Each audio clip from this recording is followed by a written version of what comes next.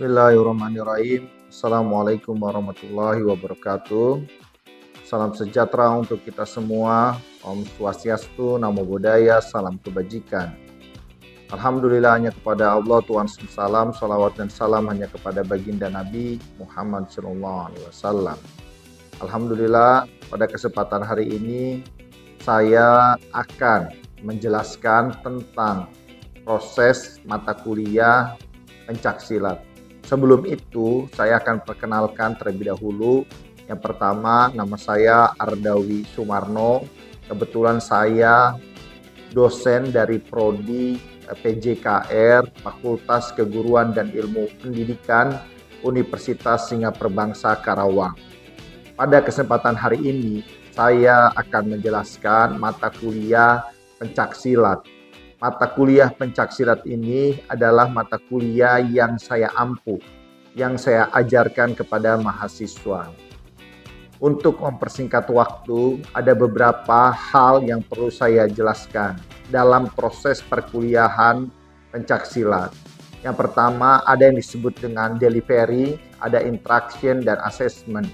Kalau berbicara tentang delivery, tentunya ini adalah bagian dari sebuah keilmuan atau menyampaikan informasi dari saya kepada mahasiswa, dari keilmuan yang saya miliki kepada mahasiswa. Selanjutnya ada yang disebut dengan interaction. Interaction itu berarti ada hubungan timbal balik atau ada komunikasi sosial antara saya dengan mahasiswa saya, antara dosen dengan mahasiswa. Selanjutnya ada yang disebut dengan assessment. Berarti ada tes atau ada penilaian yang harus saya lakukan kepada mahasiswa sesuai dengan target pembelajaran atau target mata kuliah. Selanjutnya saya akan menerangkan tentang deskripsi mata kuliah. Pencaksilat atau pencaksilat ini terdiri dari 2 SKS. Penyampaiannya secara teori dan praktek. Teori berarti nanti kita akan belajar tentang bagaimana sejarah singkat pencaksilat sampai masuk ke dalam kurikulum pembelajaran. Praktek berarti nanti kita akan belajar teknik-teknik dasar di dalam pencaksilat. Ada beberapa kemampuan yang harus dikuasai oleh mahasiswa yang kita harapkan.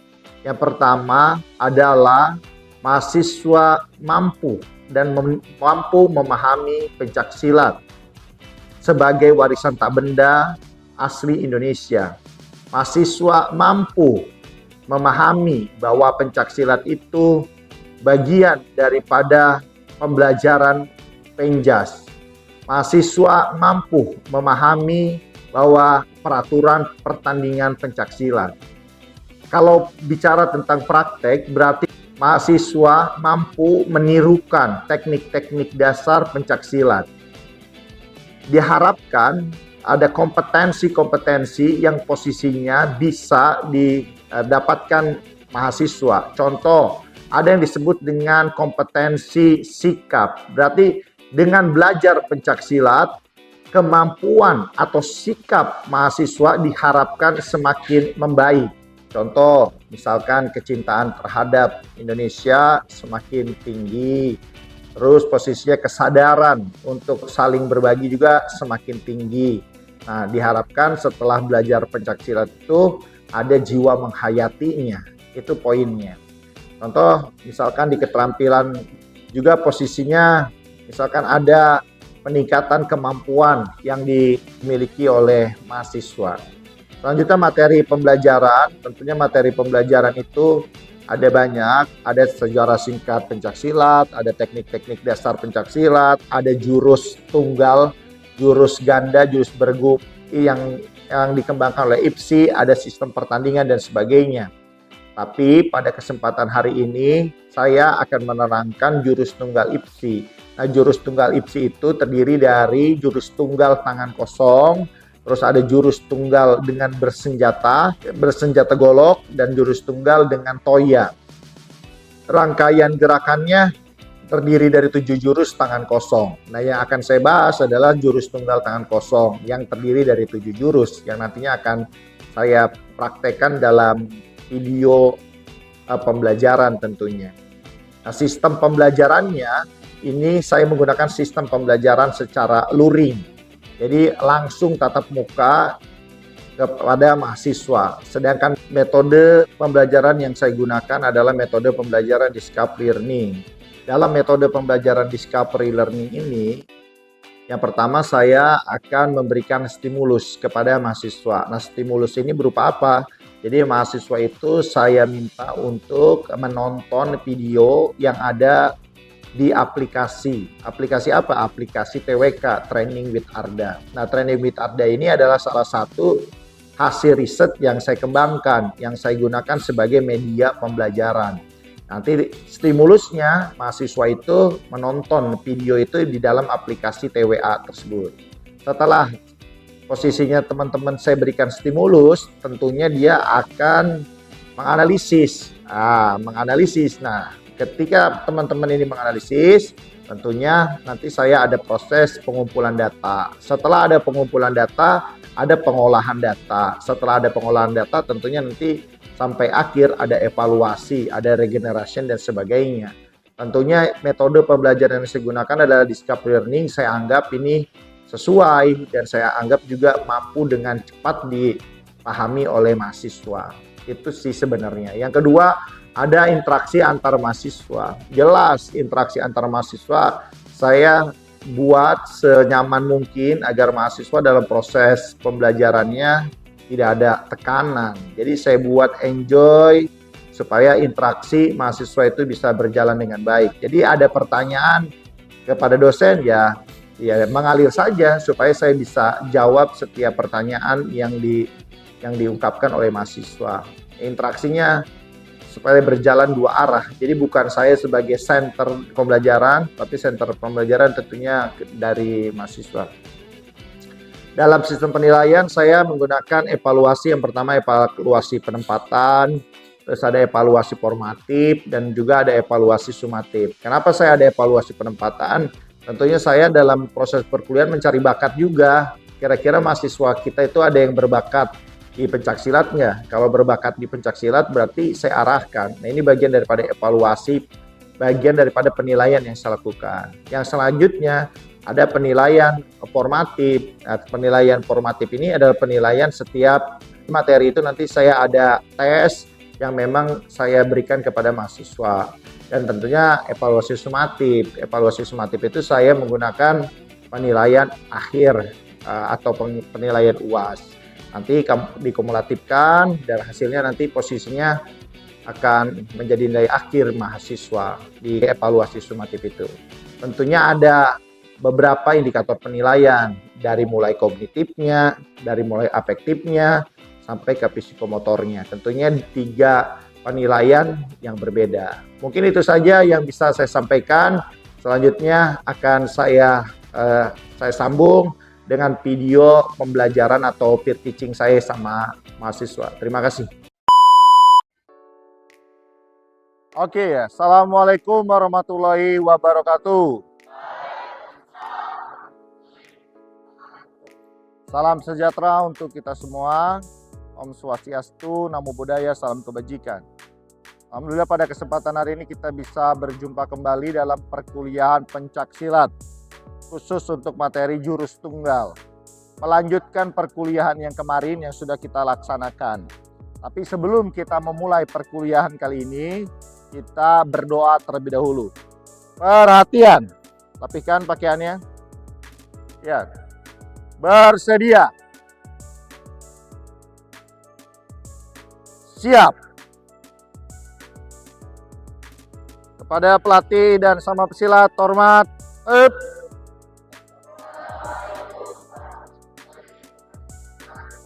Waalaikumsalam warahmatullahi wabarakatuh. Duduk bersila.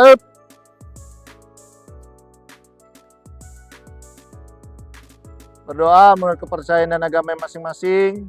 Berdoa dipersilakan.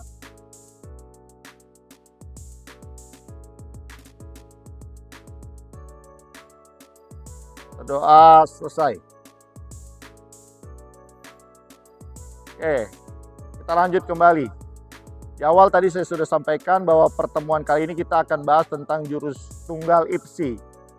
Jurus tunggal IPSI ini semuanya ada 7 jurus. Cuma hari ini akan kita pelajari jurus tangan kosongnya saja, tapi 1 sampai 3. 1 sampai 3 saja yang akan kita pelajari.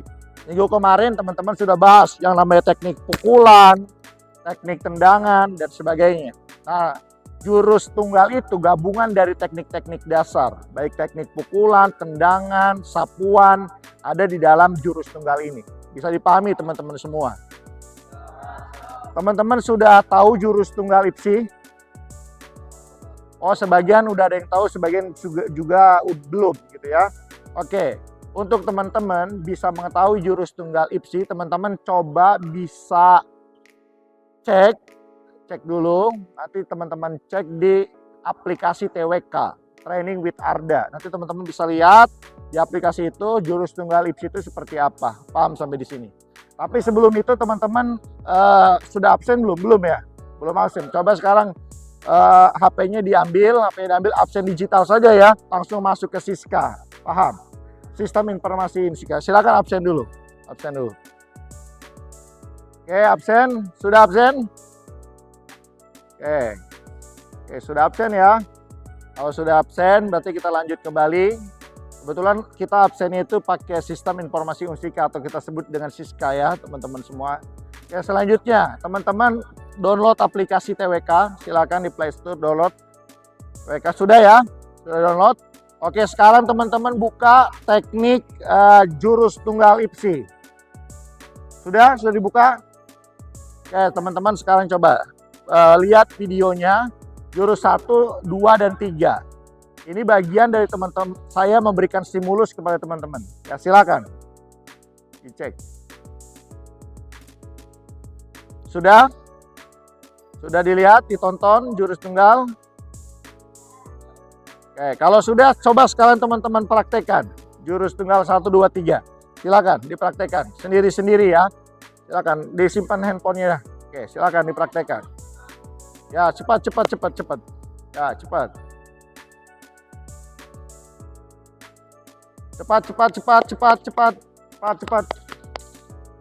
Cepat ya, silakan teman-teman belajar sendiri-sendiri.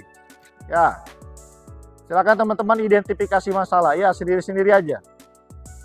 Gimana jurus tunggal itu? Silakan sendiri-sendiri. Ya. Silakan.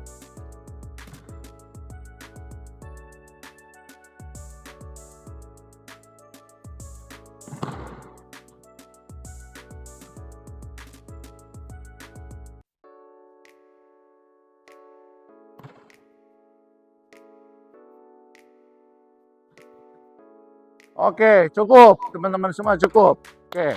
Teman-teman sudah identifikasi masalah kan? Tadi jurus tunggal IPSI 1 sampai 3 ya. Sudah ya.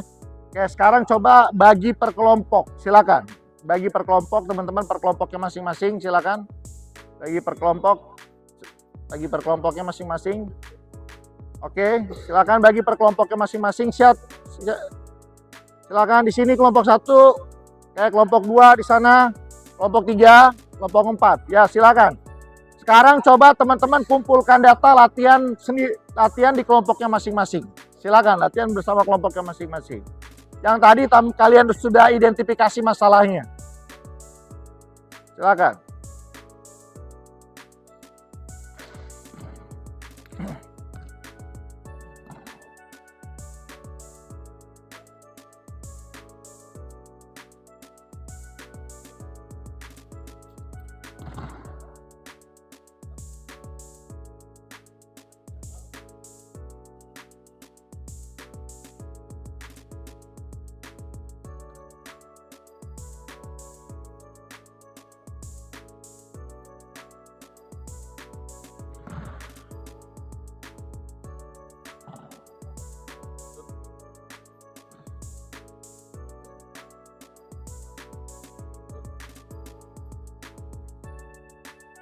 Oke, cukup teman-teman semua. Bagaimana, ada kesulitan tidak? Ada di mana kesulitannya?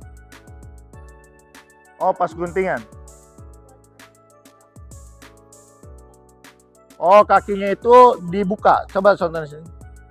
Lihat kakinya itu pas sirkelan, tendangan sabit, di terakhir sabit up, masuk, hap. Nah, tangannya posisinya di siku. Di siku, terus kepandangan di sini. Kakinya dibuka. Seperti itu ya. Di siku. Ada lagi, silakan. Ada lagi? Gimana? Yang mana? Oh iya, coba contohin. Hap, di sini. Perhatikan baik-baik. Jadi posisinya pas ketika masuk, ya, hap, itu siku. Dia lanjut tendangan lurus. Ini turun, up, sambil memukul. Paham? Oke, kita coba lagi. Masuk. Oke, sekarang coba saya minta per kelompok tampil ya. Kelompok. Oke, kelompok 4 terlebih dahulu. Silakan kelompok 4. Menghadap di sini aja, menghadap sana. Menghadap ke saya saja. Oke, di sini. Oke, kelompok 4, cepat. Up. Yuk, mulai.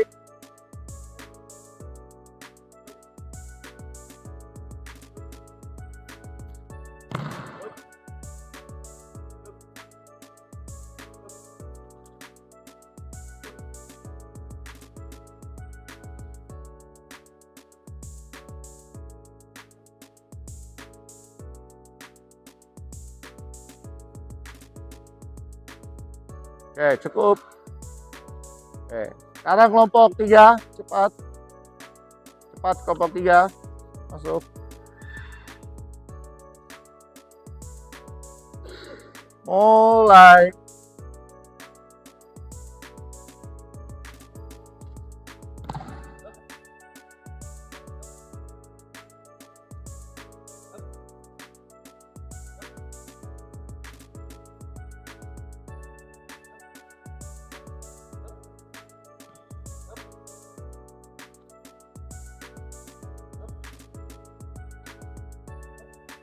Oke, cukup.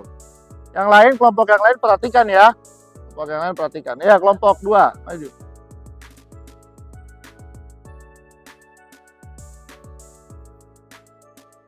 Siap. Mulai.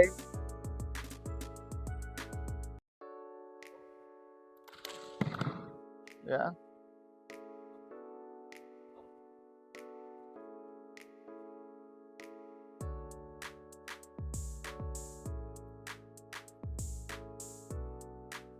Oke, cukup. Kelompok 4, maju.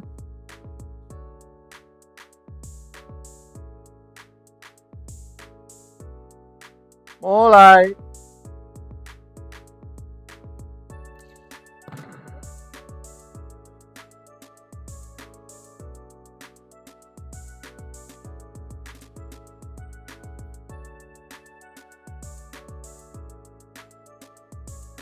Oke, cukup. Oke, sekarang saya minta teman-teman coba kelompok 1, kelompok 4 mengomentari kelompok 1. Kira-kira tadi kurangnya di mana? Kelompok 1, kelompok 4 mau mengomentari kelompok 1. Kurangnya di mana gerakan teman-teman tadi? Lebih keras suaranya supaya. Oke, kelompok ini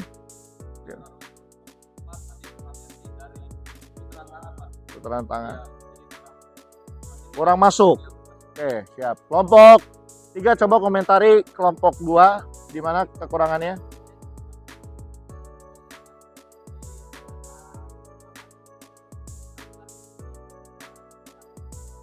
Oke, kelompok 3, kelompok komentari apa kekurangannya? Ya.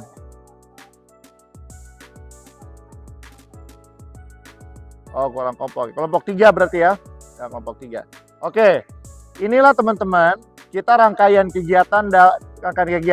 Mulai dari kita yang namanya stimulus, terus kita posisinya ada yang disebut dengan kita identifikasi masalah, terus posisinya teman-teman ada yang disebut dengan kita mengumpulkan data, Terus ada yang teman-teman tadi lakukan, ini bagian dari mengolah data. Selanjutnya kita praktekkan secara bersama-sama. Kesimpulannya kayak gimana gerakan jurus tunggal itu? Silakan. Yuk berbaris semuanya. Tadi bikin 4 bersab, bikin 4 ini kosongin. Geseran ke sana. 4 bersab, geseran. Siap. Perhatian. Bersedia. Siap. Mulai. Up. Langsung. Langsung.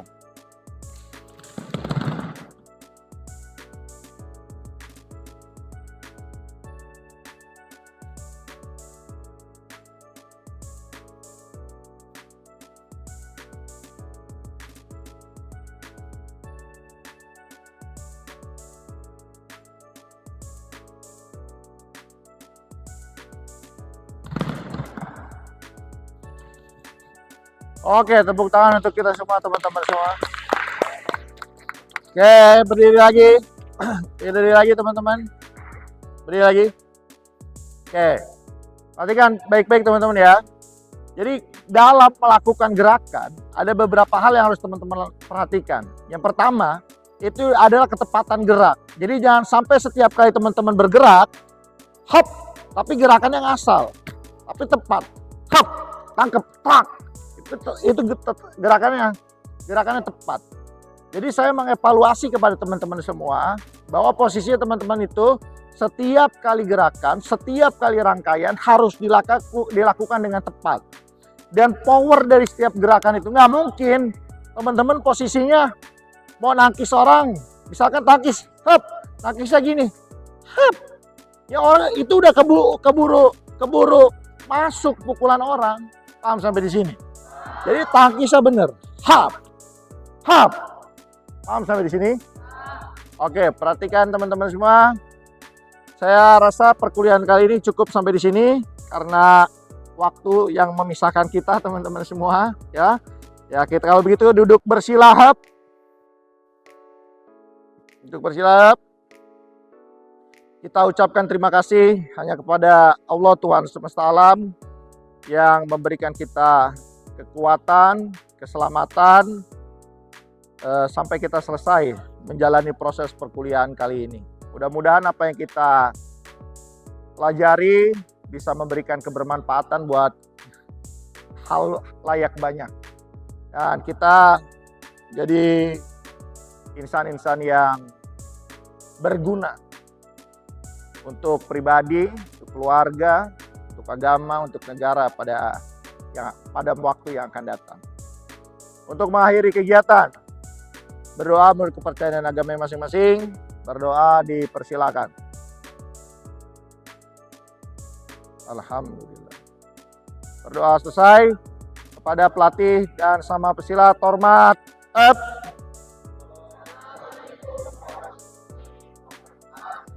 Waalaikumsalam warahmatullahi wabarakatuh. Jangan lupa setelah ini langsung pulang. Yang mau istirahat silakan istirahat.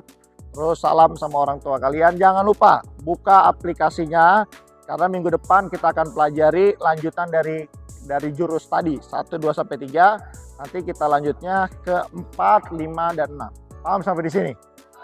Oke, terima kasih banyak ya. Tepuk tangan untuk kita semua. Ke sini.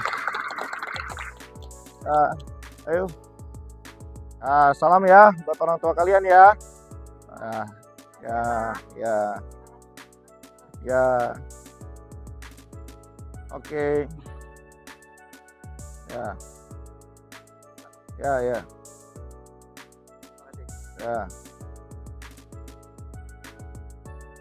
Oke.